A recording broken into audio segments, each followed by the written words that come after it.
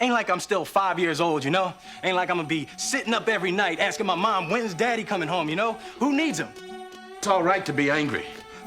How come he don't want me, man? All us kids with no dads are gonna take over the world. Hence why the name is Milk Run, you know. Our fathers went to get milk, never came back.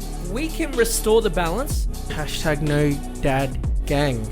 We always end up coming back with milk. Unlike your dad, we'll be here next week. The Milk Run Podcast. Hello! Welcome back to another episode. Good morning, good night, good evening, wherever you're listening You from. covered all the bases. I did.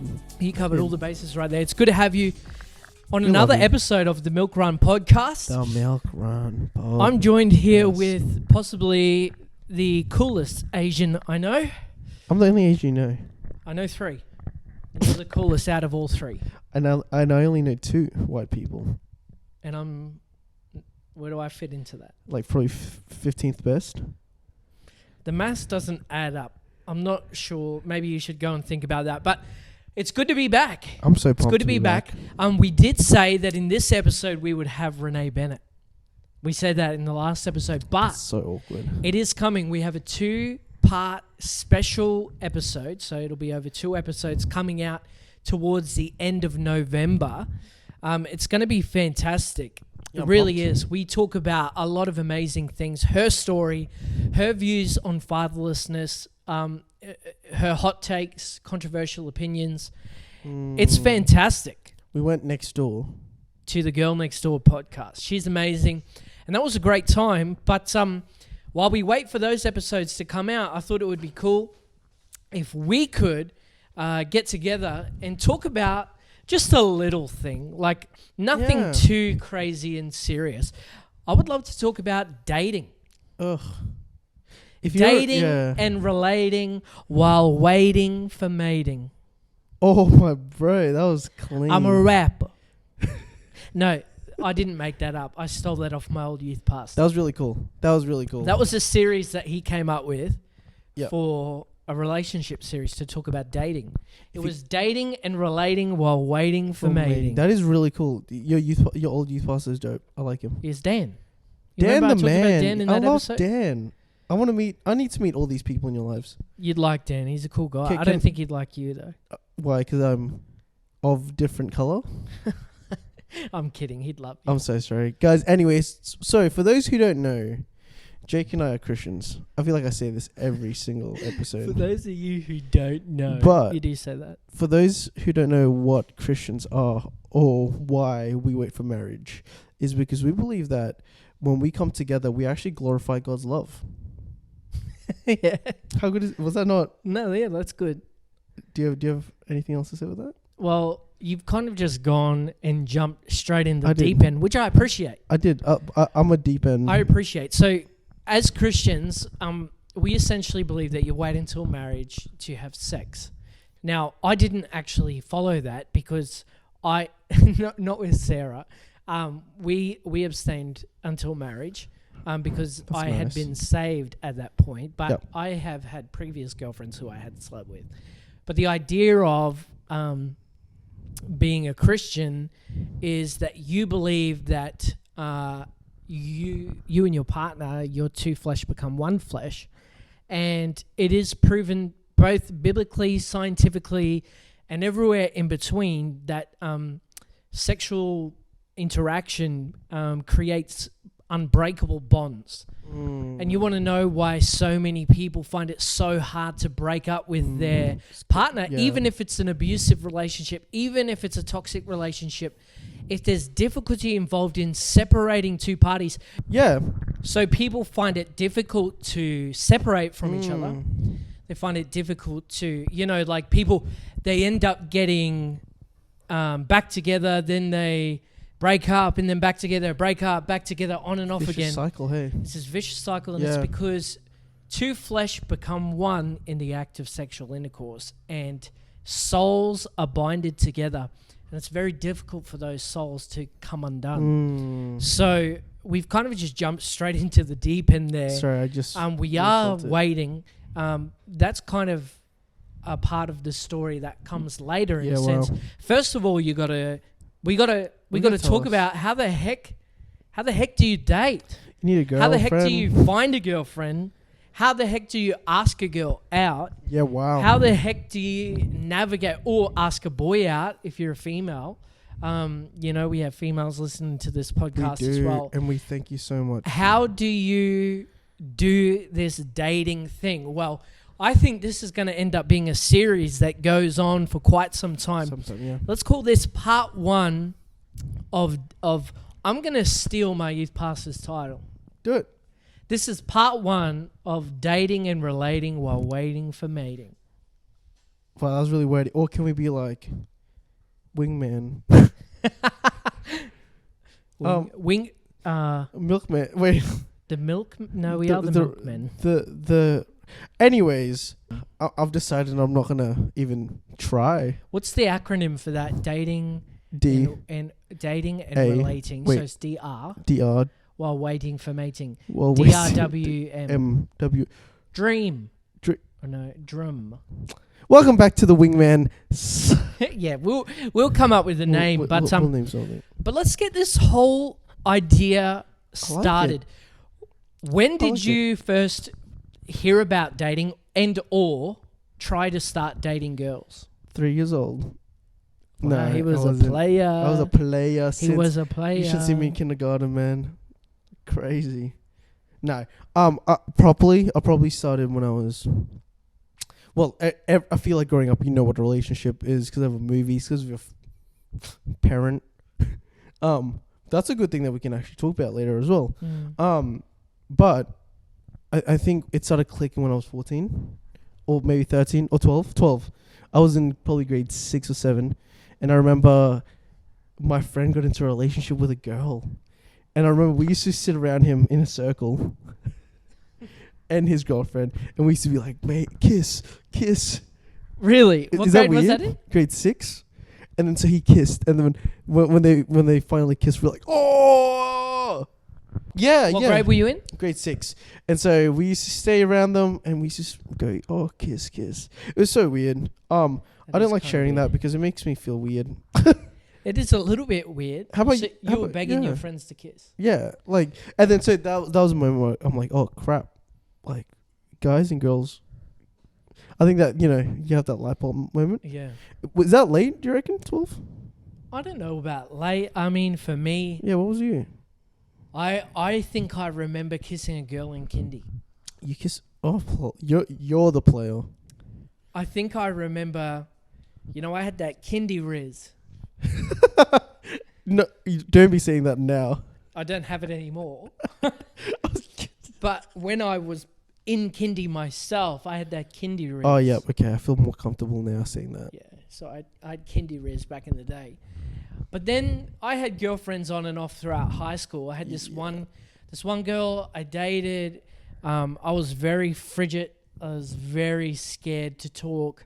I don't think I had my first genuine kiss until I was in like grade 8. I was dating this girl, went to the movies, really didn't want to kiss, but it all ended up happening. Was your heart throbbing and your No, like it wasn't like palms that. sweaty? I really just didn't want to. What, was she bad breath or something? No, I just don't think I actually really liked her. Oh, yeah, that is Riz. And we were just together Oh, because... I don't know why, but I didn't even like her. And it stresses me out thinking back then. But I'm sorry, bro. and then had a couple of girlfriends on and off throughout high school. Got mixed up with some of the wrong people. Got really involved with some girlfriends who I probably shouldn't have.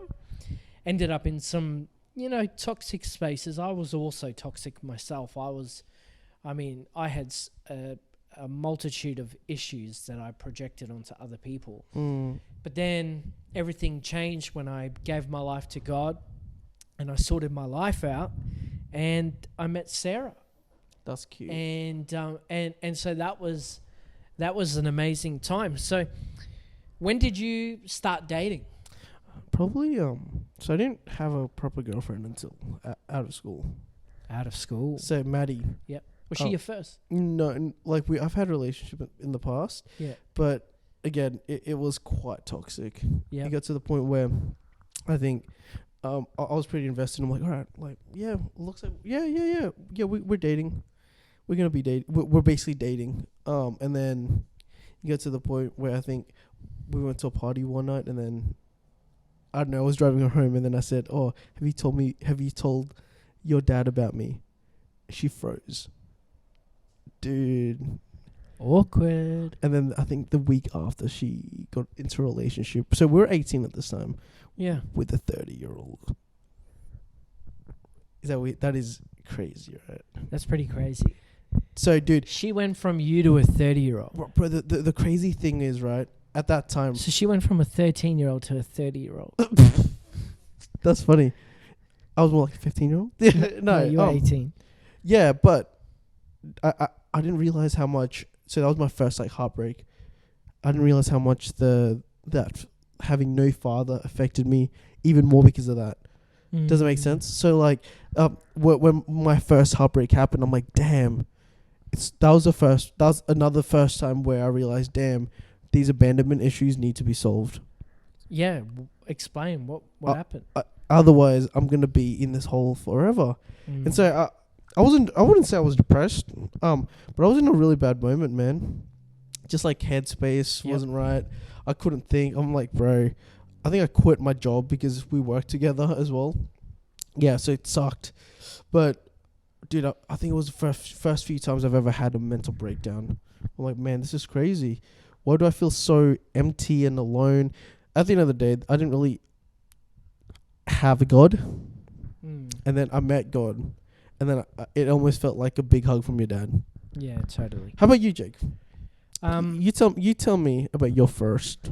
Well, I definitely Real love. one of my most notable breakups was when I was in about grade 10. And basically I was dating this girl for about a year. And when I was, we were dating and I really liked her, and then we ended up breaking up. And I was so completely shattered that I ended up flipping crying my eyes out. Damn. And like I snapped my skateboard in half. I remember that. And I was so angry, man. Not the penny board. No, it wasn't. It was a full-on skateboard. I used to be a skater. Can you do an ollie? Like, yeah, I can ollie. I can still kickflip I don't believe you. to this day. Show me after this. I don't have a skate. Oh no, I do I actually. have a skateboard in my car. I have a skateboard. All right, I'll show you. Okay. So it was a really tragic thing, but I really overreacted, and my overreaction definitely came from this place and space of being hypersensitive to rejection and abandonment. And so as Busco wants to say hello. You want to say hello? Say hello. Hello. My name is. Can't eat that. My name is Bosco. My name is Bosco. I think Bosco would have an accent. What would it be? French? My name is Bosco. What's the most annoying accent in the world? That's what he would have. Chinese. Can you please give me some space, brother? No. And so I found myself extremely sensitive to this rejection and abandonment, and I was not happy. I was very upset. It really affected me for a long time, and then it kind of affected me all the way through. I got involved with people and dated people when I knew I shouldn't have, just because I didn't want to feel rejected. Yeah, wow. Just because I didn't want to feel Like abandoned. Filling that spot that was empty. I get that, bro. And so I feel like us people who are fatherless find ourselves accepting love that we should never accept in the first place, because we just want to be loved.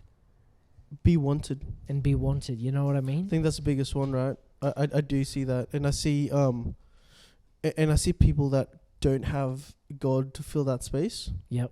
I feel like they go into this deep hole of, I wouldn't say depression, but mental health, other addictions. I notice that a lot, right? Like if you don't have this certain thing, you're gonna be addicted to something else. Yeah, totally. Right? Like, so I feel like people that don't have a dad or anything, that when you feel empty, you know how we got God right now. I feel like they then replace that with other things, you know. Totally, man. And I've had propensity towards addiction, different addictions at different stages of my life: drugs, alcohol, pornography, sex, all sorts of different things I've been addicted to. And you fill this void in your life with other things. Yeah, wow. And one of the places that people fill themselves with mostly is with love and relationships. And then they get caught up in different things when they realize these love and relationships can't actually fill them the way they need to be filled. And there's only been one thing in my life that I've found that has had the ability to actually fill and satisfy my life, and that has been God. Yeah. Again, people ask me what God feels like for someone like people like us who never had a dad growing up or something like that. I think it feels like a big hug from your dad. Right? I don't know. Like, when I feel, genuinely, when I haven't, I don't know, read my Bible in a while, and I go back to it, or like just worshipped by myself, dude, it generally feels like a big hug. No, definitely. Like a big I feel hug. that. There's been plenty of times I'm like, where, damn. I need where I felt the same. So you started dating Maddie how long ago? 2 years ago now. I think you've been dating 2 years. Crazy, right? What would you say is the best part of dating now? After a few years, you know, you've dealt with a lot of your crap. What's the best part of dating right now? So right now, honestly, the clear mind. Everything's so much easier now. What's the best part about dating, though? Oh, about dating. Yeah. Everything's just easier right now. Yeah. Like, just straight up. Like, I can't... Well, compared to, say, the first time we started dating, for me, physically, I just mentally... dude, I had weird moments when we first started dating when I wake up at 5, just because of anxiety. So the reason why I had anxiety was, I'm like, flip, I'm going to freak this up. True. And she's going to, like, dip and leave me again. So my mind would go straight to the worst thing. And so now, I couldn't, like... I care, obviously, but it's not like to the point where it's like, yo, this is easy. Like, I know I have it. I know we've touched on this. I feel, yeah, we have. Where you feel like something that you really love, someone that you really love, if you mess up, they can just leave you at any time. That's what my thoughts were back in the day as well. I don't know if you had anything similar with Sass. No, I definitely did. I didn't wake up at 5 a.m. with anxiety, though, because I never wake up at 5 a.m. no matter what. You wake up at 4 a.m. No, yeah, I'm on that grind set, baby. I'm on that grind set. I'm here to make money. No, I definitely don't. No matter what, I'll never wake up at 5 a.m. Don't care what the reason. So airport. No, I do. No, the airport will wait for you. Dude, so many times, because I've traveled a lot for my work, the cheapest flights for us to be able to fly are the like 5 a.m. flights. So we're driving to Brizzy Airport, 40-minute drive. Oh my days. Leaving here at 3:45 a.m. to get to the airport by 4:30 so that you can flip and get your bags checked in and everything for a 5:30 flight. Oh, I was gonna say 4:30 for a 5 a.m. start. Nah. That's quite close. So, but yeah, I definitely just stressed out a lot. Like, for me, all the stress came, I would always question whether or not she actually did believe the things she said. Like, did she actually love me? Did she actually care about me? Did she mean all these things? Because growing up, I mean, when it came to this whole idea of fatherlessness, I dealt with broken promises all the time. Yeah, well. And that's from not just my... from the dad side of things, that was from a lot of different people. There was a lot of broken promises, and so when it came to Sarah, I was waiting for those promises to be broken. I was waiting for her to switch up and say, no, I've changed my mind. And so, like, if she didn't like show me physical attention or affection, I would be like, she hates me. Wow. I would honestly think to myself, she doesn't love me, I'm done for. I know that feeling. It sucks. It does suck, but then one of the most freeing things in the world was when I finally gave it all to God and He healed my heart. And then I was able, the first time we went out, where I was like, oh my gosh, I'm not waiting for physical touch. I'm just enjoying dating this girl. And it's not about anything else. I believe her and I trust her. And that was amazing. So there's all these different multi-layers to dating. And I feel like this episode, you know, I would just like to kind of just brush the surface. Let everybody know where we're at right now. I'm married 4 years in December. 4 years? Yeah, so we're almost, this is our 4th year. It'll be our 4-year anniversary on December 10th, which is only a month away. Dude, you guys have been dating for a long time. Well, long in comparison to how long you've been with Maddie, but not long in comparison of life. Yeah, okay, that's true. We're very young in it is. in Your and journey, very early on in our journey Come together. on. We have so much more to see and do in our life of I'm marriage. so excited for you guys, not gonna lie. Well, I'm excited for you too, man, and figuring out your whole your life. But you know, that's where we're at. You're dating. I'm married almost 4 years. You're dating 2 years, and we're just trying to figure this out. We've dealt with a lot of our stuff, and we're in a healthy place, both of us. Yeah, clear mind, ready to go. And so we just want to set the scope as we start this journey, and in following episodes of dating and relating while waiting for mating. Advices. You know, we'll do some Q&As, we'll answer questions, but we're going to really deep dive into some of these issues that people like us face when it comes to dating. And how we navigated them. I agree. If you have any questions about dating, if you have any issues or whatever, make sure you send us your questions. Please. Because we will answer them in future episodes. And that'll be amazing. But today's a short episode. We just want to kind of touch base, open up the lines of communication, talk about, you know, dating in this whole big concept. You know, there's so many layers to this. Yeah, come on now. We're just opening up the next series as well. So I'm excited. Generally, though, please send us Q&As. In the future, we'll do more of these episodes as well. We'll probably get into deeper within those within our stories. We've only brushed the surface. We've literally licked the top of the ice cream. If you could give one piece of advice in closing to somebody who's watching, who's maybe just starting out the journey and is dealing with fatherlessness, what would you say to them as a one quick piece of advice? My one quick piece of advice is, this is a big one. You're not alone. You are not alone. Banger. I think that's a banger. it just hit straight away, right?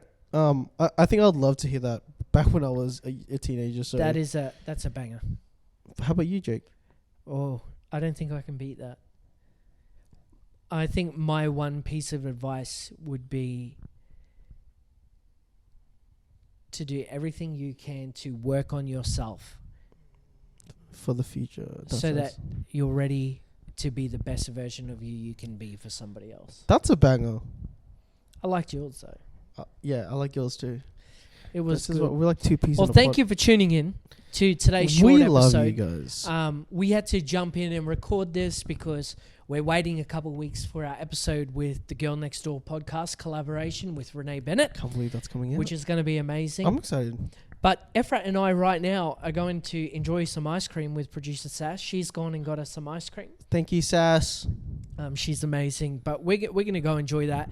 Make sure you follow us on Instagram. Spotify. Like us on YouTube. Subscribe on YouTube. Follow us on Spotify. You know the deal. You know the drill. Reach out to us. Please. We love Please to hear. reach out. Give us some great questions, and we'll try our best in the next episode to answer. Not the next episode, but the next episode. Amazing. Anyways, we love every single one of you. We love you. Don't forget to drink some Efrat, milk. love you. I love you too, Jake. We'll talk to you in the next one. Mwah.